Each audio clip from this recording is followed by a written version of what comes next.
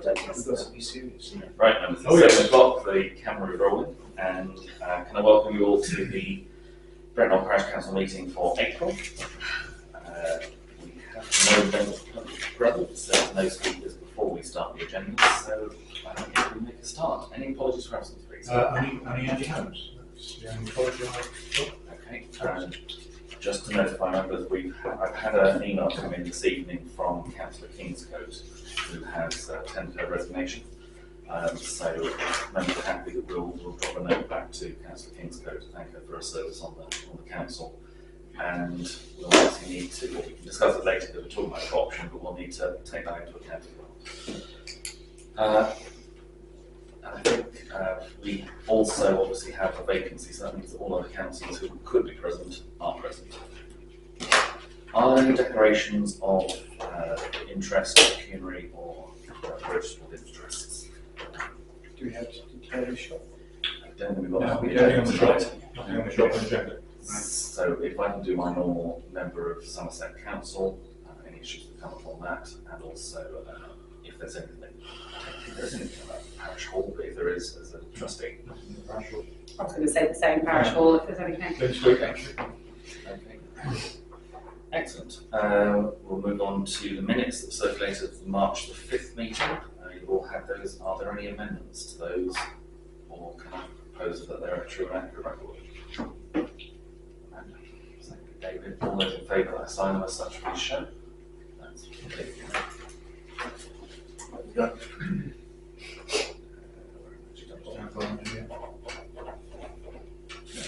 Okay. And that takes us then on to co-option approval to fill a vacancy recently arisen. Well, basically, what's happened is we informed Somerset Council that we had a default from Mr. Matthews, who had been out of the council for 6 months running. They then sent a vacancy document, which I posted on the notice boards and on the website, and that had a 14-day life to go through. That 14-day life expires on midnight tonight, so that if nobody has gone through that process, which means that somebody could get sort of 10 people and force an election, that hasn't happened. I've spoken to Somerset Council today, and they said, as of this moment in time, that hasn't happened. So we can go to a co-option procedure, but we can't agree at this meeting to do it because the actual expiry date is midnight tonight. So to do things absolutely properly, we've got to leave it until the next meeting, which is on the 9th, as it happens, of April. So on the 9th, we'll need to agree to go down the co-option route. And then obviously we can post co-option papers accordingly on the website and on the notice boards. So you just have to go through a procedure. You've got to go through the sort of rituals of it, really. You can't jump the gun, which is what I was trying to think we might be able to do earlier today, but no, you said you can't do that. You can't do it till after the event. So. And in the same vein, obviously what we'll now do is notify Somerset about the additional vacancy. That will have to go through the 14 days, but it may well be that if no election was called for that one, if we've got more than one volunteer coming forward, by the time we get to a co-option meeting, we may well be able to deal with both at the same time, but we'll have to see what because happens. I've got to come to Brent Knoll again tomorrow to lodge the audit papers and do notice boards for this meeting. And so what I would intend to do is hopefully get that document from Somerset Council tomorrow, in which case I can post it tomorrow on the notice boards. So the 14 days will start from tomorrow. So that would avoid any delays. So hopefully that should work. Okay. Excellent. Any other questions on the co-option process? Okay. Planning matters. We have 07255, which is at the Orchard, Burton Row. Take up to bed Enforcement. We can do. So there is the enforcement area, which is Brent Knoll Animal Centre, where there is an enforcement application. Have you got any details on that going on? I haven't. No. So basically, as situation is, they Somerset have become aware that there is someone living on the property that potentially shouldn't be, they're using it as residential when it doesn't have that use. They took enforcement action. The people have appealed that enforcement action, so that's the appeal that's being gone through at the moment. My understanding is they're appealing it on the grounds that they have been in occupation for a long enough period of time that by default they should have planning permission, irrespective of the fact that technically it wouldn't qualify because it's outside the boundary. So we're really being asked if there is any evidence that we have that we can supply that would be able to be fed into that appeal by Somerset, that could either lean one way or the other in terms of whether or not that use has been carrying on. If we don't have that information, then we can simply let the enforcement appeal go forward, and in effect it's then up to the applicant to prove to the satisfaction of the inspector that they have been there for that amount of time. What is the amount of time? I believe on this one it will be 4 years. Generally, if you can get away with something that you've done without trying to conceal it for 4 years, then you're okay. If you have tried to conceal it, that nullifies you trying to do it. So that was like the guy who built his house and he covered it up with a haystack because he had obviously gone out of his way to try and deceive. The other thing is if you've, for example, got a condition that you have to put on something, then I think it's 10 years that you have to be able to show that you've got away with it for. But for general household, it's normally 4 years. So this is presumably concealed because it can't be, nobody knows they're there. It's not, my understanding is it's not concealed in the sense that they've deliberately hidden it with something else, but there is a building there that has been being used, which shouldn't have been being used for the purpose that it was being. Is it not obvious that it's a residential use? That's what I'm trying to. It's not obvious, but you don't have this. The fact that it's not obvious isn't the problem. It's only if they've deliberately gone out of the way and try and cover it up. Yeah. Then it's a problem. Malcolm. Has it been continually occupied? That's what they will have to prove. They've got to show that for 4 years continuous use has to have been. Because if you use it for a couple of years and it's broken for a while, then that stops the clock. So that's the argument they'll be making to the inspector. Okay. David. I'd say that we let the planning department carry on because I don't believe we have any evidence to support. Is everyone happy with that? We don't have to spot the talk, don't do any spots. Okay, which then takes us on to the normal style planning application of the orchard.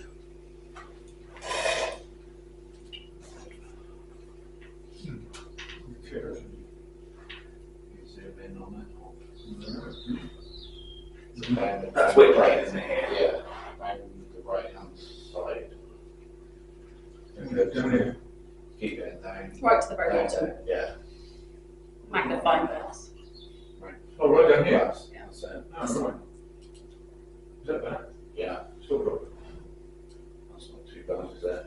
Is it that property at the back? It's this one here in the red. So it's where Councillor Rich used to live. So Yeah. So the application is for a extension which basically comprises of a garage and a utility room. I don't know if you've got a. That looks detached. it currently is. It's a detached bungalow at the moment. No, I meant the extension. No, that's how it is. That's how it is at the moment. David, is that right down the pages? Back this way a bit, where Sybil Bridge used to live. The proposed one, yeah. Yeah. Actually, I don't think that was very good, but actually, that's how it is now. And this would be the increase in the floor space with a garage. I don't know if you've got, So isn't it 4 metres is, they don't need planning permission yeah, to a detached property? Can I get What a clearance? can you get any more? You mean Is that more where the- pictures? Yeah, different picture. Different, Is that okay. where the So bungalow was was that- refurbished? That's Yes, Oh, that that is is the I know, I should propose floor plan, is that any good? Yeah, okay, show you Is there already road access into that property? that. Yeah, So basically the piece on the left is the garage and utility room that they propose to It looks like, construct. it's like they don't have a garage at the Right. moment. No, they don't, it's on site parking. Mr. Chairman, I would like to propose that we accept this proposal on the basis of property improvements and that enhance the property and the overall well-being or look of the property as well. I'm happy to second that. Any other comments?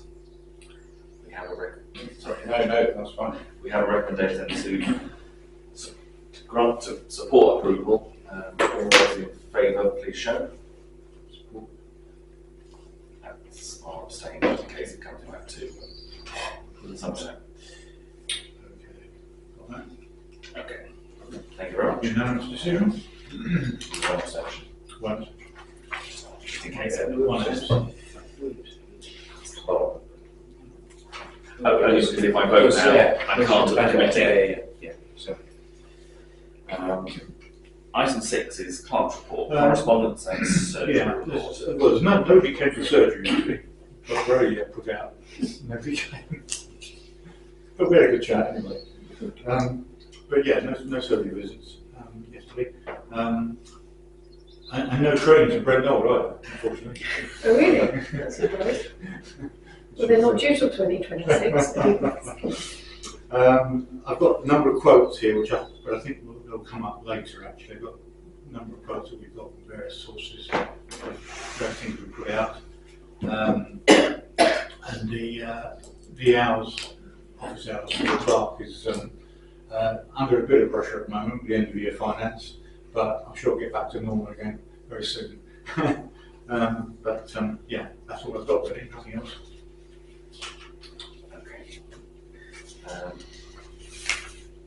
Any working group reports? Do we cover the audit group later on the time? Yeah, so, and it's also on the report list as well. Yes. So, Okay. Is there, sorry, Mr. Is there a report here from the flood working party at all? Because there is something I'd like to bring up and if there is anything. That actually, that's not, we will need to add that to the list, but yeah, we go.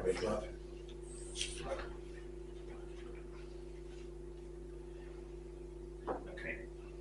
Colin, do you want to raise whatever you want to raise? Yes, yeah, I'm sorry, I don't want to deliver a curveball, as it were. I noticed, and it was pointed out to me, that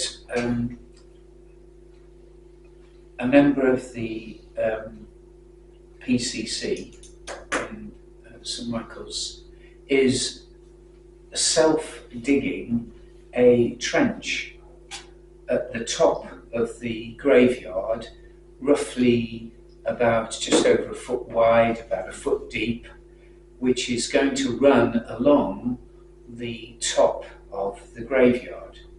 And it's been outlined to me, is this person, or are they acting not in accordance with working with us to solve the problem? Is this a personal initiative on behalf of the church? If it is, should we be looking more carefully at it? Also, as expressed by the residents that live at the bottom of the graveyard, where this water will undoubtedly flow, if it's going to flow anywhere, because it's not going to flow to the back of the church, it's going to flow down the graveyard. They need to know about it, what the plans are. Someone just cannot dig a trench on their own volition to move water that's going to prejudice other people. I mean, certainly the works that are going on the church ground is the initiative of the church. It's not part of anything that we're involved with. Because we specifically said to the church that the discussions we've been having are looking at the footpath and above and how that water comes down and affects that area. So the churchyard drainage is the churchyard's issue. The likelihood is, with the works that we've been talking about with FWAG and the Rivers Authority is that the amount of water getting to that churchyard will be considerably less. So it is unlikely that there will be much use of the ditch that's currently happening, but that's not part of any of the discussions that we've had. Okay, I'll tell them, because all they see is the water flowing out of that trench straight down into their gardens, which is exactly what we're seeking not to do. So where is the trench being built? Is it on the church? It's on the church. Right, so Yes, it's the in the church's churchyard. property. Yes. Yes, So, but one person is digging it. okay. One person, and it's been done well. But you would have thought they'd get it if it's Some going to be. consultation. They'd have got a digger in there and done it properly, and also discussed it with the people that it's going to affect once it overflows. Is it a I trench can't or is it a understand soak away? why they do It it. is a trench. Sorry, It is a trench rather than a soak away. no, it's not so good. If you're digging in a churchyard, you actually seek the diocese's permission to do that. Because it's consecrated ground. That they're not. I mean, all I would say, technically, if I say it's the church's ground, we can't. No. Can't tell what they're doing. They're not taking any ground off the churchyard. They in effect have dug a trench and